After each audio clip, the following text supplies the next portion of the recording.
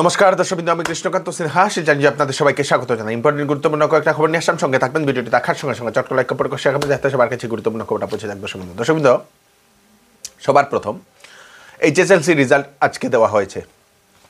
সমগ্র আসামের যে রেজাল্ট, সেই রেজাল্টটা আমি আপনাদেরকে বলে দিই। মোট 4,19,078 জন পরীক্ষা দিয়েছিল আজকে, মানে সেই মেট্রিক পরীক্ষাতে সেবাতে। পাশ করেছে 3,17,317 জন, 361টা উইথহেল্ড, এবং পাশের হার 75-এর উপরে বলে সেটা জানা গেছে। প্রথম জেলা হচ্ছে চিরাং জেলা 91.2%, দ্বিতীয় হচ্ছে নলবাড়ি জেলা 88.1%, তৃতীয় হচ্ছে বাক্সা জেলা 86.9%। দর্শকবৃন্দ, মোট 1,05,873 জন ফার্স্ট ডিভিশনে পাশ করেছে। তার মধ্যে 6,392টি ডিস্টিংশন, তার মধ্যে 20,552টি স্টার মার্ক। সেকেন্ড ডিভিশনে পাশ করেছে 1,50,768 জন। থার্ড ডিভিশনে পাশ করেছে 60,660 জন। দর্শকবৃন্দ, আমাদের বরাকবেলির মধ্যে সব থেকে হাইয়েস্ট স্কোর করেছে হাইলাকান্দি জেলা 77.9% বলে সেটা জানা গেছে। মানে কাছাড় এবং করিমগঞ্জকে টপকিয়ে হাইলাকান্দি তার আগে। দর্শকবৃন্দ, হাইলাকান্দির ছাত্রছাত্রীদের রেজাল্ট কাছাড় এবং করিমগঞ্জের তুলনায় ভালোই হয়েছে।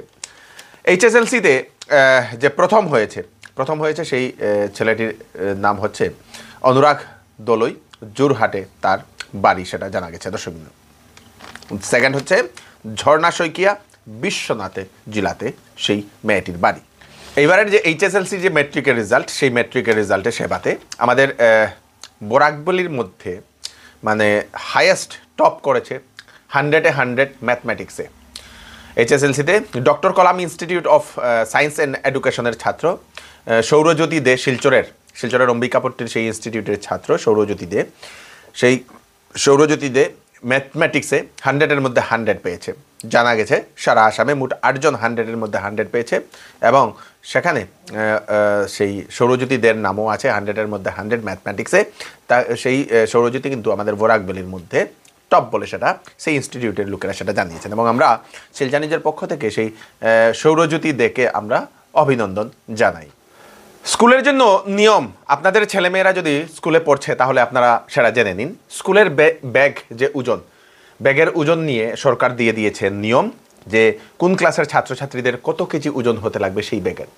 আমরা বেশিরভাগ দেখি প্রাইভেট স্কুলের ব্যাগের ওজন অতিরিক্ত, এবং সরকারের কাছে রিকোয়েস্ট, নিয়ম তো দিয়ে দিয়েছেন, কিন্তু প্রাইভেট স্কুলগুলোতেও যাতে নোটিশ পাঠানোর জন্য আসাম সরকারের কাছে মাননীয় মুখ্যমন্ত্রী ডক্টর হিমন্ত বিশ্ব শর্মা মহোদয়ের কাছে রিকোয়েস্ট। আপনারা কিন্তু এটাকে একটু তাড়াতাড়ি বেশি করে শেয়ার করবেন, যাতে মুখ্যমন্ত্রী মহোদয়ের কাছে পৌঁছে যাক, যাতে মুখ্যমন্ত্রী মহোদয় বা শিক্ষা বিভাগ আসামের যাতে এই নোটিশগুলো প্রাইভেট স্কুলেও পৌঁছাতে পারে। দর্শকবৃন্দ, নিয়মটা কি?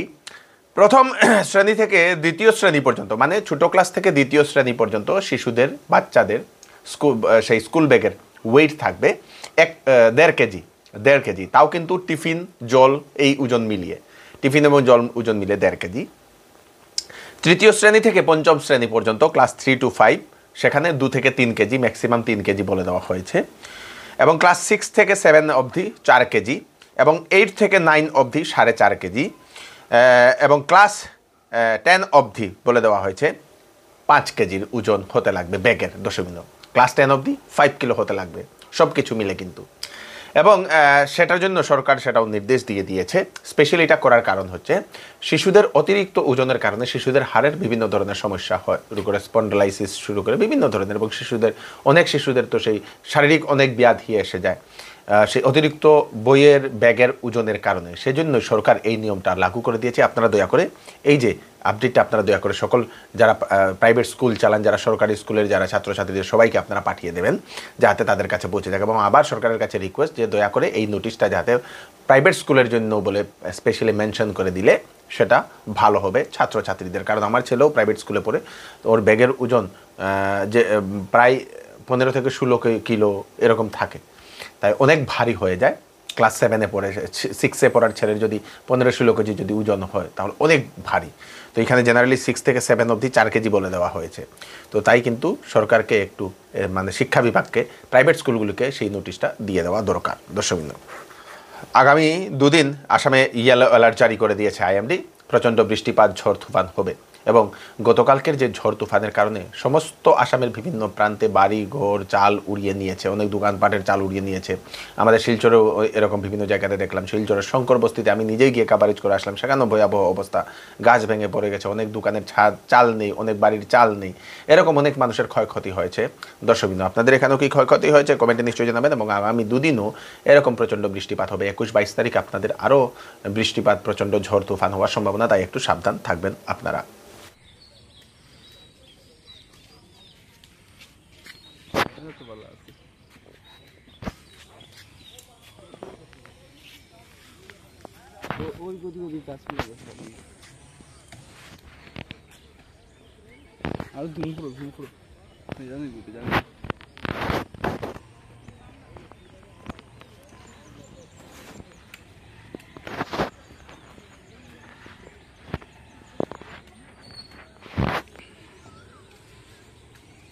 ওয়েডিং সিজন উপলক্ষে শ্যামসুন্দর জুয়েলার্স আপনাদের জন্য নিয়ে এলো নিত্য নতুন ডিজাইনের হলমার্কযুক্ত গহনার বিশাল সম্ভার। সঙ্গে পাচ্ছেন গহনার মজুরিতে 50% পর্যন্ত ছাড়।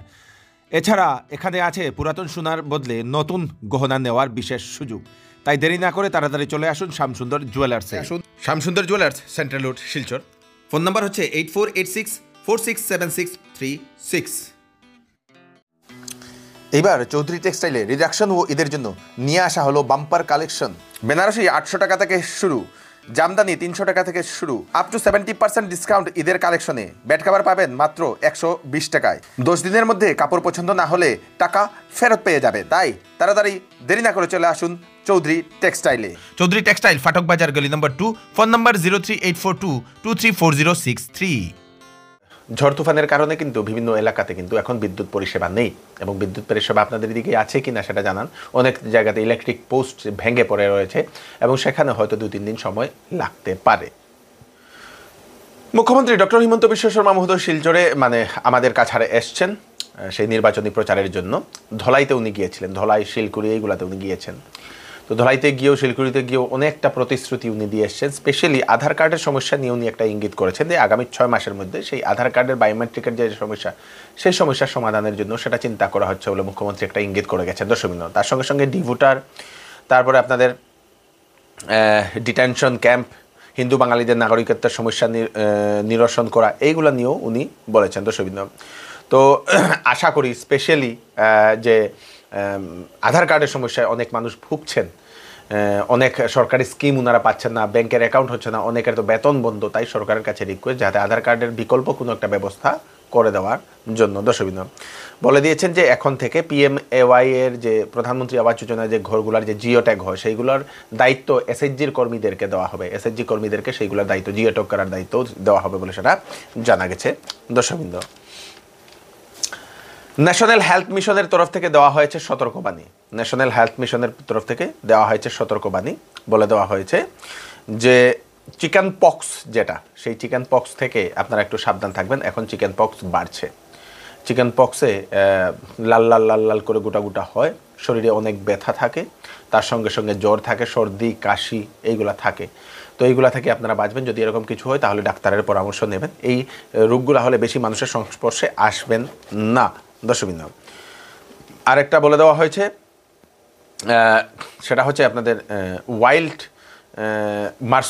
মাশরুম যেটা, সেগুলো না খাওয়ার জন্য বলে দেওয়া হয়েছে। দর্শকবৃন্দ, ন্যাশনাল হেলথ মিশনের তরফ থেকে সেটা বলে দেওয়া হয়েছে। ওয়াইল্ড মাশরুম মানে জঙ্গলে যে ছাতাগুলা হয়, গাছের মধ্যে যে ছাতাগুলা হয়, মাটিতে যে ছাতাগুলা হয়, জঙ্গলে ওয়াইল্ড মাশরুম যেগুলো, এইগুলা না খাওয়ার জন্য, না বুঝে না শুনে না খাওয়ার জন্য বলে দেওয়া হয়েছে। কারণ হচ্ছে এই ছাতাগুলা খেয়ে অনেক মানুষ অসুস্থ হয়ে পড়েছেন। কি হয়? অনেক মানুষের ভমিটিং হয়, পেটে ব্যথা হয়, তারপরে লুজ মোশন হয়, উইকনেস হয়, জ্বর, মাথা ব্যথা, এইগুলো বিভিন্ন ধরনের সমস্যা থাকে। তাই জঙ্গল থেকে কোনো ধরনের মাশরুম এনে আপনারা খাবেন না। আপনারা মাশরুম খেতে চাইছেন, বাড়িতে যে মাশরুমগুলো সেগুলো খান, এবং বা যেগুলো বাজার থেকে কিনতে পাওয়া যায় সেইগুলো আপনারা মাশরুম খেতে পারেন। দর্শকবৃন্দ, মুখ্যমন্ত্রী ডক্টর হিমন্ত বিশ্ব শর্মা মহোদয় ধলাইয়ে এসে উনি আরেকটা মন্তব্য করেছেন। সেটা হচ্ছে ধলাইয়ে এসে বিভিন্ন নির্বাচনী সেবাতে উনি অংশগ্রহণ করেছেন। অনেক হাজার হাজার মানুষের ভিড় সেখানে দেখা গেছে। উনি ইঙ্গিত একটা করেছেন, শিলচর, ডিফু এবং দরং, সেই 3টা সিটে চোখ বুঝে বিজেপির যে ক্যান্ডিডেটগুলো ওনারা জিতবেন, জয় নিশ্চিত বিপুল ভোটে জিতবেন বলে সেটা জানিয়েছেন। করিমগঞ্জ এবং নগাঁও সেই দুইটা জায়গাতে কন্টেস্ট থাকবে, তবুও বিজেপি জিতবে বলে মুখ্যমন্ত্রী সেরকম একটা ইঙ্গিত করেছেন। ফার্স্ট ফেজের যে ভোটিং যেটা হয়েছে আমাদের আসামে, সেই ভোটিংটা মোট 80% ভোট হয়েছে বলে সেটা মুখ্যমন্ত্রী জানিয়েছেন। দর্শকবৃন্দ, স্বাধীনতার পর থেকে বিশুদ্ধ পানীয় জল জুটেনি কাছাড় জেলার একটি প্রাচীন গ্রামে। বরখলা বিধানসভার সমষ্টি রাজনগর পাথরি গ্রাম, সেই গ্রামে এখন অবধি বিশুদ্ধ জল পাচ্ছেন না গ্রামের লোকেরা বলে এরকম গ্রামবাসীর অভিযোগ। সরকারের কাছে বারে বারে ওনারা নিবেদন করছেন জল দেওয়ার জন্য, কিন্তু সরকার ব্যবস্থা করলেও ভালো জল দিতে পারছেন না বলে সেই গ্রামবাসী এরকম একটা অভিযোগ করেন। দর্শকবৃন্দ, দেখুন, আমি এই পিএইচির ওয়াটার সাপ্লাই স্কিমের সম্পাদক আমার নির্বাচন করা হয়েছিল, কিন্তু এটা কোন পিএইচ ওয়াটার সাপ্লাই? রাজনগর পাথারি গ্রাম। আচ্ছা, পাথারি গ্রাম ওয়াটার সাপ্লাই স্কিমের সম্পাদক আমি। এবং বিগত জল জীবন মিশনের আন্ডারে? হ্যাঁ, জল জীবন মিশনের আন্ডারে। আচ্ছা, 2022-এর আগস্ট মাসে এই স্কিমটি চালু হয়েছে। চালু হওয়ার পরে স্কিম এখনো কমপ্লিট হয়নি, কিন্তু এখনো জলের ট্যাঙ্কিটা ফেটে গিয়েছে, চক করছে, এবং যেগুলো ডাইভারশন আছে, যতগুলো মানে আমাদের ডাকখন বলা হয়, ডাকখন যে দেওয়া হয়েছে, এগুলিও ফেটে গিয়েছে। দেখুন, আমরা স্বাধীনতার আগে থেকেও এবং স্বাধীনতার পর এখন পর্যন্ত আমাদের বিশুদ্ধ জলের কোনো ব্যবস্থা হয়নি। কিন্তু বর্তমান সরকার যে হাতে স্কিম নিয়েছে জল জীবন মিশনের আন্ডারে, ঘরে ঘরে জল, হরঘর জল, আমরা খুব আনন্দিত হয়েছি। সরকার আমাদেরকে প্রায় 1,60,00,000 টাকার মতো স্যাংশন করেছে, এবং এই পিএইচির ব্যবস্থা একজন ডোনার জমিনও দিয়েছে। কিন্তু কন্ট্রাক্টর এবং বিভাগীয় যে ইঞ্জিনিয়ার, সাইট ইঞ্জিনিয়ার, ওনার যোগসূত্রে, এবং আমাদের স্থানীয় এমএলএও আমি মনে হয় উনিও জড়িত আছেন নাকি, ওনাদের যোগসূত্রে আমাদের এই পিএইচির এই বেহাল। স্থানীয় এমএলএ কে আপনার? মিসবাহুল ইসলাম লস্কর। আচ্ছা, ওনাদের যোগসূত্রে আমার মনে হয় এই ধরনের অবস্থা পিএইচির হয়েছে। আমরা আগে বারবার মিটিং করেছি, বিভিন্ন স্থানীয় আমাদের যারা আছে লোক, ওরা কমপ্লেন করেছে, কিন্তু কন্ট্রাক্টর আমাদেরকে ডেকেছে, কিন্তু ডেকে আমরা কোনো কমপ্লেন বা কোনো ইনিশিয়েটিভ নেইনি যে কামটা সুন্দর হয়ে হোক। কন্ট্রাক্টর আমাদেরকে আশ্বস্ত করেছেন, কিন্তু এইভাবে আমাদেরকে একদিকে আশ্বস্ত করে অন্যদিকে যে পিএইচির যে বেহাল দশা উনি করে দিয়েছেন। আমরা তো জল একবার স্কিম দিয়েছে, গভর্নমেন্ট টাকা দিয়েছে, কিন্তু সঠিকভাবে যদি কাজ না হয় তাহলে আমরা ভবিষ্যতে তো আমরাই ভুক্তভোগী হব। করিমগঞ্জের রাতাবাড়ি সমষ্টিতে গতকাল সভা করতে গিয়ে এআইইউডিএফ বিধায়ক করিমউদ্দিন বরভুইয়াকে জনতার রুষের মুখে পড়তে হয়েছে। গাড়ি নিয়ে যাওয়ার সময় রাতাবাড়িতে জনতা সামনে এসে এবং চুর চুর চুর করে বলে চিৎকার করতে শুরু করে, এবং সেই রাস্তা পার হয়েই করিমউদ্দিন বরভুইয়াকে যেতে হয়েছে, এবং তারপরে গিয়ে উনি সভাও করেছেন। কিসের কারণে সেই জনতা চুর চুর বলে ওনারা ডাকছিলেন সেটা এখনও জানা যায়নি। দর্শকবৃন্দ, এই হচ্ছে আজকের স্পেশাল আপডেট। আপনারা তাড়াতাড়ির জন্য সাথে সবাইকে পাঠিয়ে দেবেন যাতে সবার কাছে পৌঁছে যাক। আমি কৃষ্ণকান্ত সিনহা আবার নতুন আরেকটি ফ্রেশ আপডেট নিয়ে আবার আপনাদের সবার সামনে ফিরে আসবো। ততক্ষণ আপনারা সুস্থ থাকবেন, সেফ থাকবেন, সবাইকে সেফ রাখবেন। নমস্কার।